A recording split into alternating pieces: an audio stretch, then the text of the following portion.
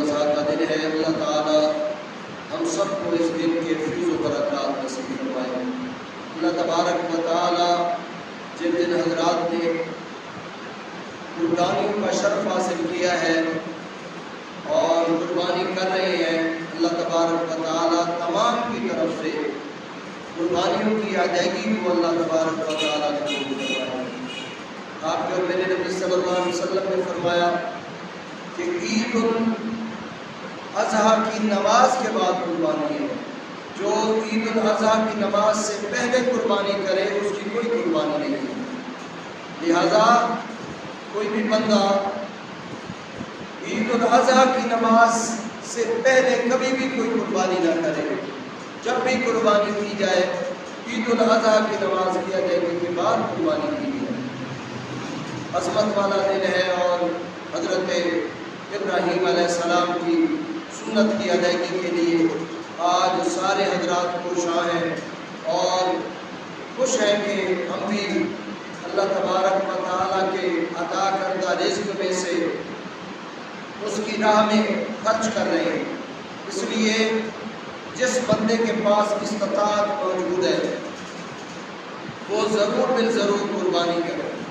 کیونکہ آج کے دن خون بہانے سے بڑھ کر کوئی بھی بڑے سے بڑا عمل بھی کیوں نہ ہو، وہ بھی آج کے دن خون بہانے سے بڑھ کر بڑا نہیں ہے، بلکہ خون بہانا ہی سب سے بڑا عمل ہے۔ آپ کے اور میرے نبی صلی اللہ علیہ وسلم نے فرمایا کہ کوئی چاندی خرچ کرے، کوئی سونا خرچ کرے، کوئی لاکھوں روپے جو ہے وہ خرچ کر دے، دعوت کر دے، خیرات کر دے، اس کا اتنا بڑا ثواب نہیں ہے جتنا کہ اللہ کی راہ میں آج خون کا قطرہ بہانا۔ خون بہانا جو ہے اللہ تبارک و تعالیٰ کو آج کے دن سب سے زیادہ پسندیدہ ہے۔ لہذا جن جن حضرات کے پاس استطاعت ہے، طاقت ہے، قوت ہے، آج کا دن بھی ہے، کل کا دن بھی ہے، پرسوں کا دن بھی ہے، یہ 3 دن ہیں،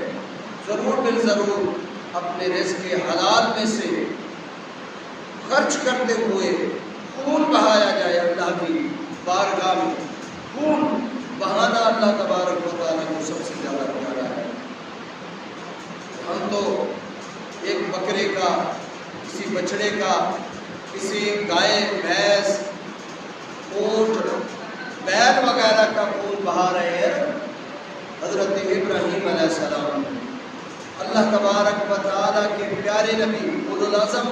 پیغمبر حضرت ابراہیم، بڑی قربانیاں ہیں حضرت ابراہیم علیہ السلام کی، لیکن سب سے بڑی قربانی اللہ تبارک و تعالیٰ نے اس ذبح عظیم کو بڑی قربانی کہا ہے کہ اپنے بیٹے کو بھی اللہ کی راہ میں قربان کرنے سے ڈرے۔ دنیا کے اندر بندے کو اللہ تبارک و تعالیٰ کی عطا کردہ چیزیں بڑی ہی پسند ہیں، بڑی ہی پیاری ہیں، اور ہر بندہ چاہتا ہے کہ میں ان چیزوں کے ساتھ رہوں، لیکن حضرت ابراہیم علیہ السلام جو اللہ تبارک و تعالیٰ کے اولوالعزم پیغمبر ہے، سب کچھ اللہ تبارک و تعالیٰ کی ذات پر قربان کر دیا، سب کچھ اللہ کی ذات پر قربان ہے۔ مال، سر، دھڑ، جوانی، فرمایا گھر بار، علاقہ، شہر، ہر چیز بندے کو بڑی پسندیدہ ہے۔ جہاں بندہ رہتا ہے کبھی نہیں چاہے گا کہ بندہ وہاں سے کسی دوسرے ملک میں چلا جائے،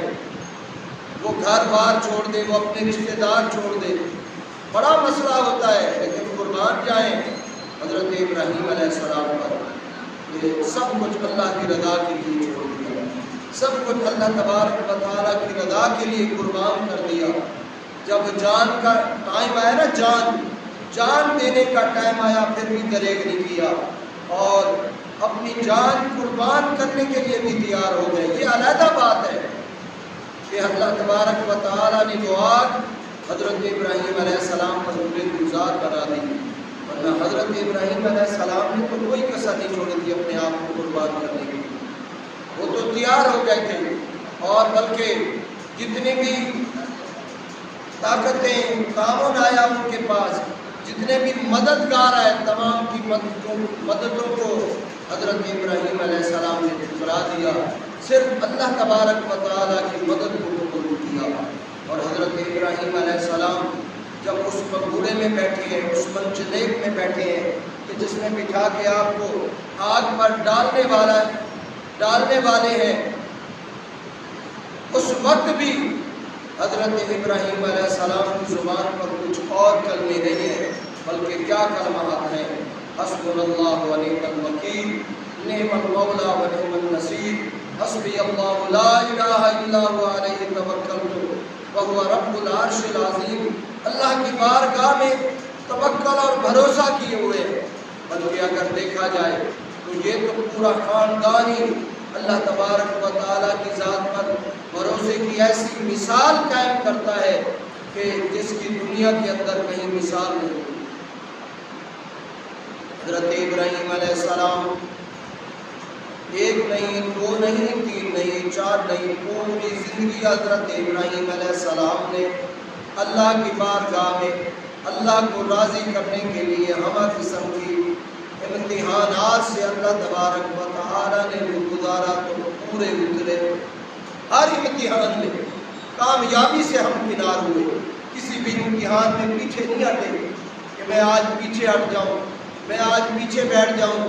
میں آج اللہ تعالیٰ سے معذرت کر لوں، میں اللہ تبارک و تعالیٰ کی بارگاہ میں آج تو دعا کر لوں کہ اللہ مجھے اس امتحان سے بچا لے، اس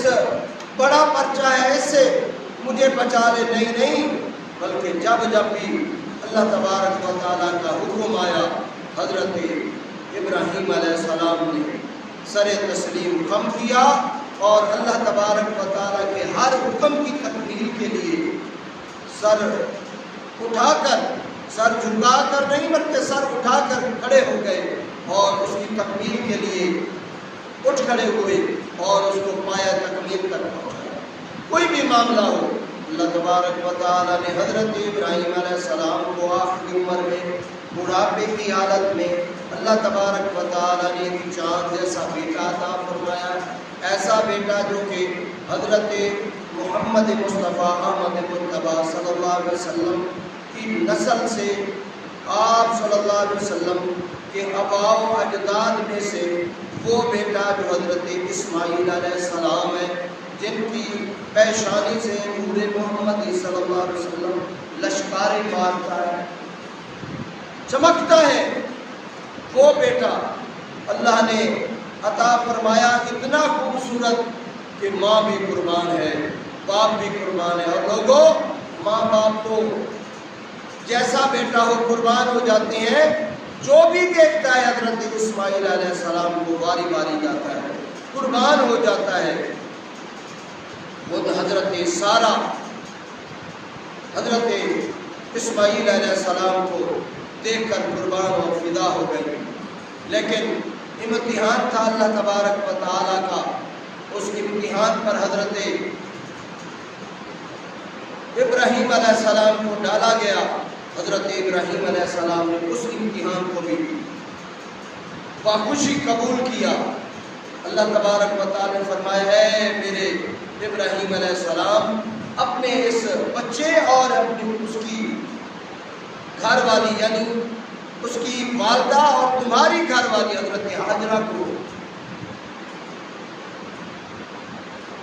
اس گھر سے رخصت کرو اور ایسی جگہ پہ چھوڑ آؤ کہ جہاں کا تمہیں حکم دیا گیا ہے۔ حضرت ابراہیم علیہ السلام نے یہ نہیں عرض کیا اللہ کی بارگاہ میں، اللہ یہ تو بڑھاپے میں مجھے چاند ایسا بیٹا دیا ہے، چلو میں اپنی بیوی کو چھوڑ آتا ہوں، اپنے بیٹے کو نہیں چھوڑ آتا ہوں، یہ بیٹا تو میرے جگر کا ٹکڑا ہے، اس کے بغیر تو میری صبح و شام نہیں گزرتی ہے، اس کی زیارت کرتا ہوں تو میرا دل ٹھنڈا، آنکھیں ٹھنڈی ہو جاتی ہیں۔ نہیں، بلکہ کہا ہے اللہ اگر تیرا حکم ہے تو میں تیار ہوں اس بیٹے کو بائبان کے اندر، وادی غیر ذی زرع کے اندر، ایسی وادی جہاں کھانے پینے کی کوئی چیز نہیں ہے، ویران ہے، جہاں نہ پانی ہے، نہ گھاس ہے، نہ جانور ہے نہ انسان ہے، کوئی بھی نہیں ہے، میں اس وادی کے اندر بھی تیری رضا کے لیے کچھ چھوڑ کے آیا ہوں۔ اور حضرت ابراہیم علیہ السلام کھڑے ہو گئے اور چل پڑے اپنی زوجہ محترمہ کو لے کر اور اپنے بیٹے کو لے کر، انہیں ایک اور اونٹنی پر سوار کیا، خود ایک اور اونٹنی پر سوار ہوئے اور کچھ کھجوریں لیں اور ایک مشکیزہ پانی کا لے کر وہاں پہنچے جہاں اب بیت اللہ ہے، اس کے قریب انہیں ٹھہرایا۔ اب تو بڑی رونقیں اور بہاریں ہیں، لیکن اس وقت کوئی چیز، کوئی جانور، کوئی چرند، کوئی پرند، کوئی چیز جو کہ زندگی کے لیے ضروری ہوتی ہے نہیں تھی وہاں موجود، نہ پانی تھا نہ خوراک تھی، کوئی چیز نہیں ہے۔ حضرت ابراہیم علیہ السلام اپنی گھر والی اور حضرت اسماعیل علیہ السلام جو کہ معصوم بچہ ہے، اس کو چھوڑ کر واپس پلٹنے لگے تو حضرت ہاجرہ نے عرض کی، اے میرے سر کے تاج، آج آپ ہمیں یہاں کس لیے چھوڑ کے جا رہے ہیں؟ ہمارا قصور کیا ہے؟ ہماری غلطی کیا ہے؟ چلو مجھے چھوڑ کے جا رہا ہوں، اپنے بیٹے کے بارے میں تو سوچو۔ حضرت ابراہیم علیہ السلام خاموش ہے۔ پھر حضرت ہاجرہ نے ایک مرتبہ نہیں، دو مرتبہ نہیں، 3-4 مرتبہ سوال کیا۔ حضرت ابراہیم علیہ السلام خاموش ہیں۔ آخرکار خود ہی بول پڑی، اے میرے سر کے تاج ہے ابراہیم علیہ السلام، یہ جو ہمیں آپ اس ویران وادی کے اندر چھوڑ کے جا رہے ہیں، یہ آپ اپنی مرضی سے چھوڑ کے جا رہے ہیں یا اس میں اللہ کی مرضی ہے؟ حضرت ہاجرہ سلام اللہ علیہا جب یہ سوال کرتی ہیں تو حضرت ابراہیم علیہ السلام جواب دیتے ہیں کہ اللہ کی مرضی ہے۔ اب دیکھیں، تھوڑا سوچیں، غور کریں۔ مرد ہمیشہ عورتوں کو سہارا دیا کرتے ہیں، مرد ہمیشہ عورتوں کی ڈھارس بندھاتے ہیں، اور مرد تو بڑے جگرے والے ہوتے ہیں، وہ کہتے ہیں بس صبر کرو، حوصلہ رکھو۔ لیکن آؤ، یہاں پر تو حضرت ہاجرہ ڈھارس بندھا رہی ہیں حضرت ابراہیم علیہ السلام کی، وہ تسلی دے رہی ہیں حضرت ابراہیم علیہ السلام کو کہ جب کہا نا کہ میں اللہ کی رضا اور اللہ کی منشا کی پیروی کرتے ہوئے، اس کی رضا چاہتے ہوئے تمہیں یہاں ویران وادی کے اندر چھوڑے جا رہا ہوں، تو حضرت ہاجرہ کہتی ہیں پھر اے ابراہیم علیہ السلام ہماری فکر نہ کریں، پھر خوش ہو کے جاؤ، پر اعتماد ہو کے جاؤ، اور ہماری نہ میری فکر کرنا نہ میرے بیٹے کی فکر کرنا، کیونکہ جس کے سہارے تم ہمیں چھوڑ کر جا رہے ہو وہ سب سے بڑا سہارا ہے، وہ سب سے بڑا سہارا ہے، لہذا وہ ہمیں کبھی بھی جو ہے تنہا نہیں چھوڑے گا، کبھی بھوکا نہیں بٹھائے گا، کبھی بھی پیاسا نہیں چھوڑے گا، وہ ہمیں عطا کرے گا۔ اس لیے حضرت ابراہیم علیہ السلام وادی سے باہر نکلے، تنہا ہو کر اللہ کی بارگاہ میں دعا کے لیے ہاتھ اٹھائے، اے اللہ تو ان کا حامی ناصر ہے، میں انہیں تیرے گھر کے بیت اللہ کے قریب چھوڑ کے جا رہا ہوں، اے اللہ تو ان کے لیے آسانیاں پیدا فرمانا، اے اللہ تو ان کی حفاظت کے سامان بنانا۔ اور دیکھو وہ چند کھجوریں، وہ ایک مشکیزہ پانی کا کتنے دن تاب آیا ہوگا، آپ دیکھ لیں گرمی کے موسم میں ہم ایک مشکیزہ جو ہے ایک ہی وقت میں پی جاتے ہیں، اور کھجوریں جو کہ چند تھی، کوئی پورا گڈو نہیں لے کر گئے تھے یا بوریا نہیں لے کر گئے تھے، اس کوٹلی کے اندر چند کھجوریں ہیں اور حضرت ابراہیم علیہ السلام چھوڑ کے جا رہے ہیں۔ اب قربان جائیں اللہ تبارک و تعالیٰ کی قدرت پر، وہ چند دن ہی کھجوریں تاب آئیں اور چند دن ہی وہ پانی تاب آیا، آخرکار ختم ہو گیا۔ حضرت ہاجرہ سلام اللہ علیہ جو بڑی ہی اپنے بیٹے سے محبت کرنے والی تھی، بیٹے کی پیاس دیکھی، بیٹے کے ہوش کھٹ دیکھے تو ماں سے نہ رہا گیا، اور ماں واقعی نہیں رہ سکتی ہے، ہر ایک رہ جاتا ہے. باپ بھی کہتا ہے تسلیاں دیتا ہے, کبھی بیٹا بیمار ہو جائے نا, باپ کہتا ہے ابھی دوائی لے کر آئے ہیں ڈاکٹر سے, 2-4 دن تو کھپا لیں. ماں کہتی ہے نہیں بس اس ڈاکٹر سے آرام نہیں آتا تو کسی اور ڈاکٹر کے پاس جاتی ہے. وہ کہتا ہے بچے لوگ کے پیسے نہیں ہے, وہ ڈاکٹر پیسے مانگے گا, وہ بڑا مہنگا ہے. وہ کہتا ہے میرے گہنے بھیج دو, میری فلاں چیز پڑی ہے وہ بھیج دو, لیکن میں اپنے بیٹے کو جو ہے فلاں ڈاکٹر کے پاس, مجھے اس کا دکھ نہیں دیکھا جاتا. حضرت ہاجرہ کو اپنے بیٹے اسماعیل کا دکھ کیسے دیکھا جاتا, کیسے انہوں نے برداشت کیا ہوگا, اور واقعی برداشت نہ کر سکی, پھر دوڑی. حضرت ہاجرہ پانی کی تلاش میں باہر نکلی, 2 پہاڑیاں تھیں جنہیں صفا اور مروہ کہا جاتا ہے, اس پر دوڑی پانی کی تلاش میں, 7 چکر لگائے. اللہ تبارک و تعالیٰ کو یہ 7 چکر اتنے پسند آئے کہ اللہ تبارک و تعالیٰ نے بانگے دہل اعلان کر دیا کہ حاجیو اب تمہارے لیے لازم ہے کہ جو بھی میرے گھر کا حج کرنے آئے یا عمرہ کرنے آئے, اس کے لیے ضرور ہے کہ اسی طریقے سے 7 چکر لگائے. اے اللہ یہ کیسا معاملہ ہے, اے میرے پروردگار یہ کیسا معاملہ ہے. حضرت ہاجرہ کو تو پانی کی طلب تھی, وہ تو پانی کی تلاش میں, پانی کو ڈھونڈنے کے لیے, پانی کو حاصل کرنے کے لیے انہوں نے یہ تگ و دو اور کوشش کی تھی. ہمیں تو ہماری تو جیبوں کے اندر بوتلیں موجود ہیں, اور جگہ جگہ پہ جو ہے پانی کے کولر لگے ہوئے ہیں, ٹھنڈا تازہ اور خوبصورت پانی. اے اللہ یہاں موجود ہے, ہم کیوں بھاگے, ہم کیوں دوڑے. اللہ تبارک و تعالیٰ نے فرمایا ویسے دوڑو گے تو تمہاری حاجت قبول ہے. اللہ ہم تو بیمار ہیں, ہم تو تکلیف میں ہیں, ہم تو ویسے دوڑ نہیں سکتے جیسے حضرت ہاجرہ دوڑی تھی. اللہ تبارک و تعالیٰ نے فرمایا کہ ویسے نہیں دوڑ سکتے ہو, ویسے مماثلت کرو, یعنی ایسا دوڑنے کی کوشش تو کرو, ویسے بازو ہلاؤ. تیز نہیں چل سکتے ہو, بازو ہلاؤ, بازو ہلانے سے پتہ چلے گا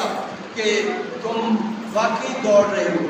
لہذا دوڑنے والی شکل بنا کے تم ادھر سے گزرو گے صفا مروہ پہ. اگر دوڑنے والی شکل بنا کے بھی تم نہ گزرے تو تمہارا حج اور عمرہ قبول ہو. کیسی ادائیں ہیں. اے اللہ یہ وادیاں تو پہلے بھی موجود تھیں. اللہ تبارک و تعالیٰ نے فرمایا کہ واقعی پہلے موجود تھی لیکن پہلے ہاجرہ نہیں تھی.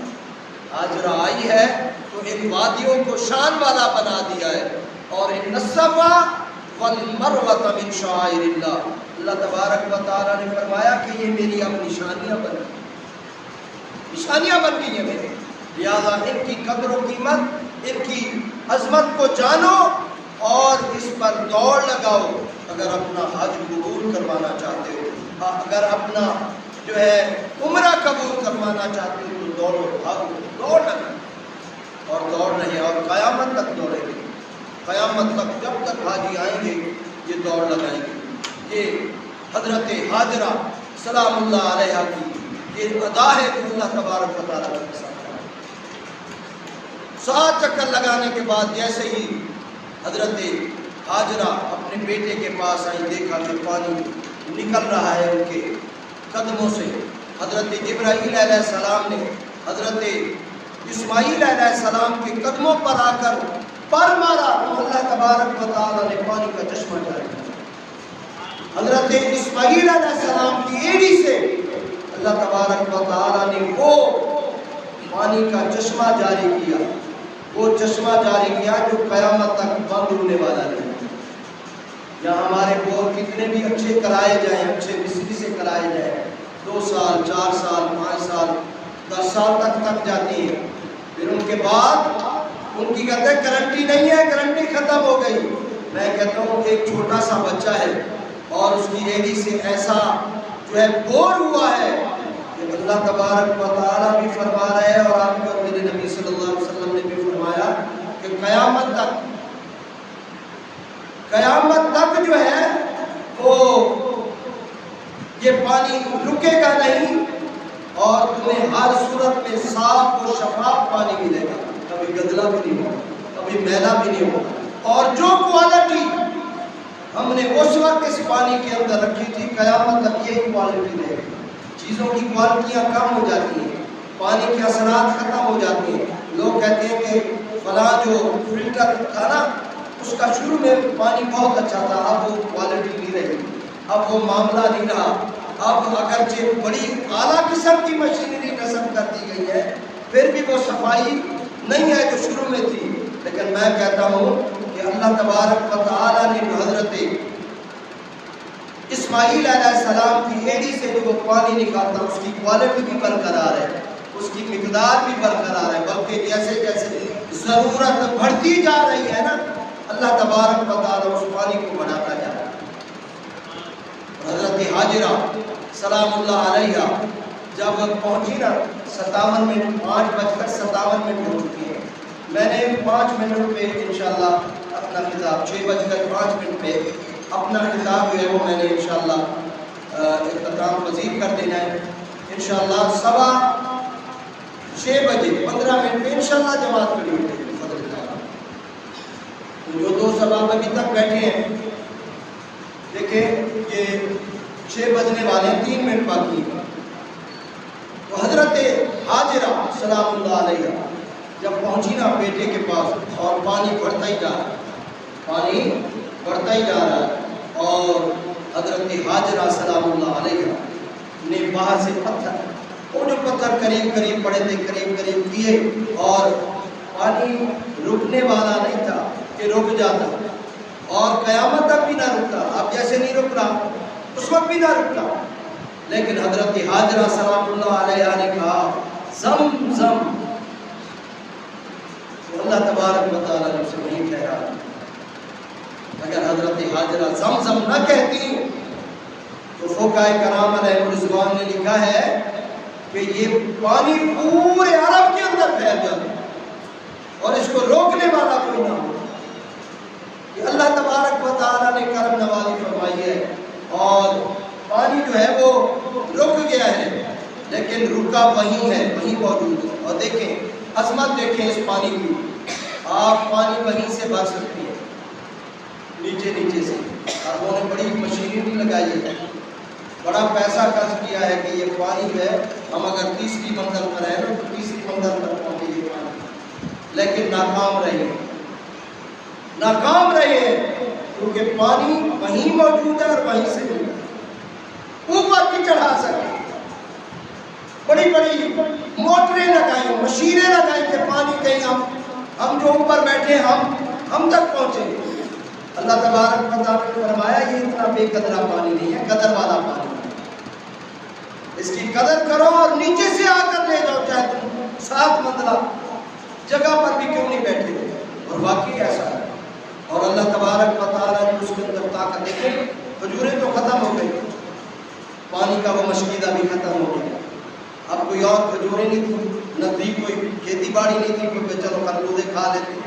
چلو کوئی سیب کھا لیتے، وہاں تو درختوں کا نام و نشان نہیں تھا، پہاڑی پہاڑ تھے، اور کالے سیاہ پہاڑ، ویرانی ہی ویرانی تھی۔ حضرت حاجرہ اور حضرت اسماعیل علیہ السلام نے اسی پانی پر گزارا کیا ہے جب تک بنی جرہم کے لوگ نہیں آئے، جب تک بنی جرہم کے لوگ وہاں نہیں آئے، حضرت اسماعیل علیہ السلام اور حضرت حاجرہ نے وہی پانی پیا ہے۔ وہ پانی انہیں طاقت بھی دیتا تھا، ان کی پیاس بھی بجھاتا تھا، اور خوراک کی کمی کو بھی وہ پانی پورے کر رہا تھا۔ اور آج بھی وہی اللہ تبارک و تعالیٰ نے اس پانی کے اندر وہی قدرت رکھی ہے، وہی طاقت رکھی ہے، وہی اللہ تبارک و تعالیٰ نے کوالٹی رکھی ہے اس پانی کی، کہ آج بھی وہ پانی بابرکت بھی ہے، رحمت والا بھی ہے، اور طاقت و قوت عطا کرنے والا بھی ہے۔ جہاں سے جو لوگ گئے ہیں نا، وہ کہتے ہیں صبح کی نماز کے بعد ہم ادھر بیٹھ جاتے ہیں، شام تک ہم اپنے مکانوں پر نہیں آتے، یار دوپہر کا کھانا، کہتے ہیں کوئی ضرورت نہیں ہوتی، بس جب بھی محنت طلب ہوتی ہے نا تو جا کے وہ زمزم پی لیتی ہے، وہ زمزم ہماری پیاس کو بھی بجھا دیتا ہے اور ہماری بھوک بھی ختم ہو جاتی ہے۔ یہ تو لوگوں کے تجربات۔ تو حضرت حاجرہ سلام اللہ علیہ انہوں نے بھی اپنی قربانی پیش کی، انہوں نے بھی اللہ تبارک و تعالیٰ کی رضا کے لیے اس ویرانے کے اندر اللہ کو راضی کرنے کے لیے اس ویرانے کے اندر اپنی زندگیاں گزاری۔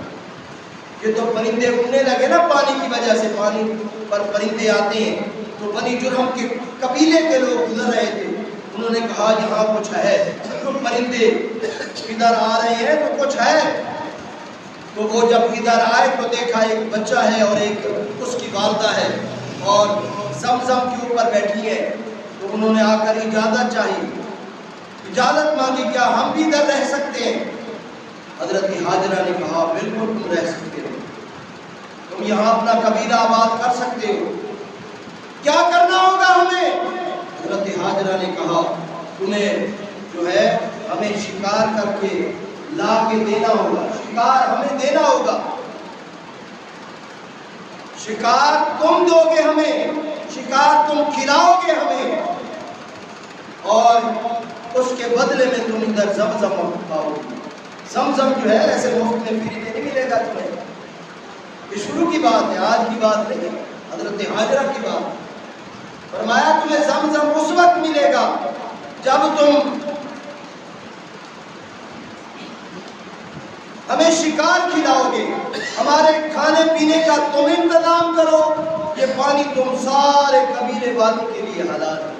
تم سارے قبیلے والے یہاں سے جانوروں کو بھی پانی پلا سکتے ہو، خود بھی پی سکتے ہو، اور اسے اگر اپنے پاس رکھنا چاہو رکھ بھی سکتے ہو، یعنی سفر میں جاتے ہو اور تمہیں پانی کی طلب ہے تو یہ لے جا سکتے ہو۔ یہ اس وقت کی آبادی کا سلسلہ شروع ہوا، ورنہ حضرت اسماعیل علیہ السلام اور حضرت ہاجرہ اس ویرانے میں بیٹھے اور پتہ نہیں کتنا عرصہ گزار دیا، پھر اللہ تبارک و تعالیٰ نے اس گھر کو آباد کیا۔ حضرت اللہ تعالیٰ قرآن مجید میں فرماتا ہے کہ حضرت اسماعیل علیہ السلام جب 11-12 سال کی عمر، یعنی ابھی جوان نہیں ہوئے، تکڑ جوان نہیں ہوئے، ابھی 11-12 سال 13 سال کی عمر کو پہنچے ہیں، چڑھتی جوانی ہے، اللہ تبارک و تعالیٰ نے ایک اور امتحان میں ڈال دیا، ایک اور پرچہ بھیج دیا ہے، اور اللہ تبارک و تعالیٰ نے خواب کے اندر اللہ تبارک و تعالیٰ نے حضرت ابراہیم علیہ السلام کو کہا کہ میری بارگاہ میں اپنی پیاری چیز قربان کرو۔ حضرت ابراہیم علیہ السلام اٹھے اور ایک گروہ جو ہے، ایک گروہ اونٹوں کا قربان کر دیا، پھر دوسری رات پھر قربان کر دیا، تیسری رات پھر قربان، لیکن خواب مسلسل آ رہا ہے۔ حضرت اسماعیل علیہ السلام کی قربانی اللہ تبارک و تعالیٰ کو مقصود تھی، اللہ چاہتا تھا کہ میرا خلیل جو ہے اپنی پیاری چیز جو اس کا بیٹا ہے وہ میری بارگاہ میں قربان کرے۔ حضرت ابراہیم علیہ السلام نے بھی سوچا کہ اللہ جو کہہ رہا ہے میری اونٹوں کی قربانی، میرے اونٹوں کے گروہ کے گروہ، اللہ تبارک و تعالیٰ کو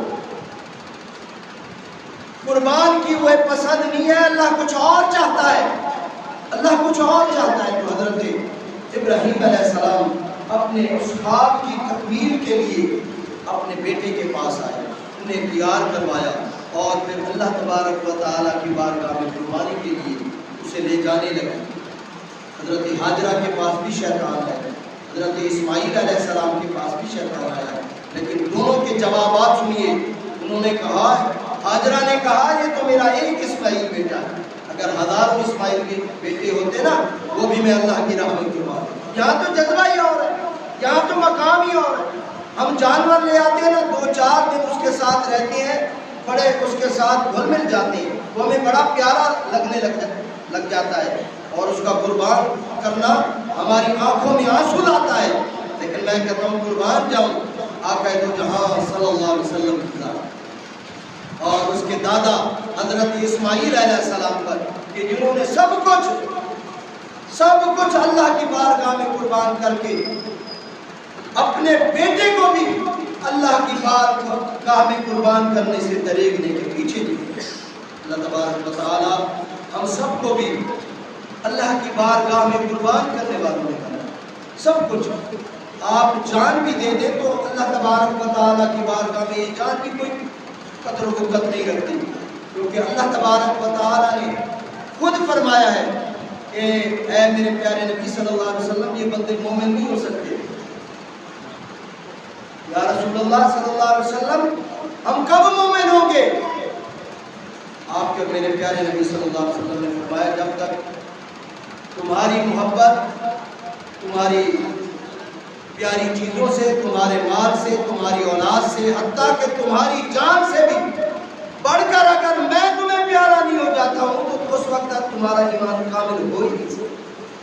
اللہ تبارک و تعالیٰ ہم سب کو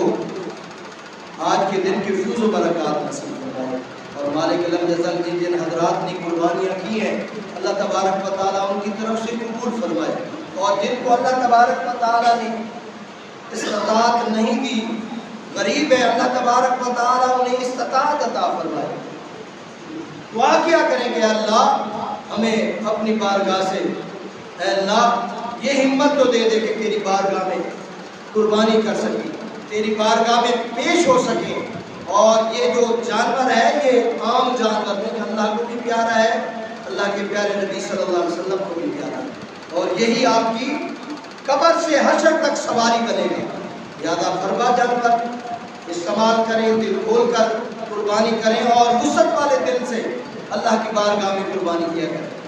کبھی تنگ دل نہ ہوا کریں بھی آپ کیا کریں، محلے والا وہ فلانا کر رہا ہے، اگر میں نے نہ کیا تو لوگ کیا کہیں گے؟ نہیں نہیں، لوگوں کو نہیں، اللہ کی رضا کے لیے۔ اور اللہ کے پیارے نبی صلی اللہ علیہ وسلم نے فرمایا کہ نہ تمہارے منہ پہنچتی ہے نہ تمہارا گوشت پہنچتا ہے، کوئی چیز بھی نہیں۔ اللہ کیا پہنچتا ہے اللہ کی بارگاہ میں؟ اللہ تبارک و تعالی نے فرمایا کہ اللہ کی بارگاہ میں تمہارا جو ہے وہ دل کا تقوی جو ہے اللہ کی بارگاہ میں پہنچتا ہے۔ آمین واخر دعوانا ان الحمد للہ رب العالمین۔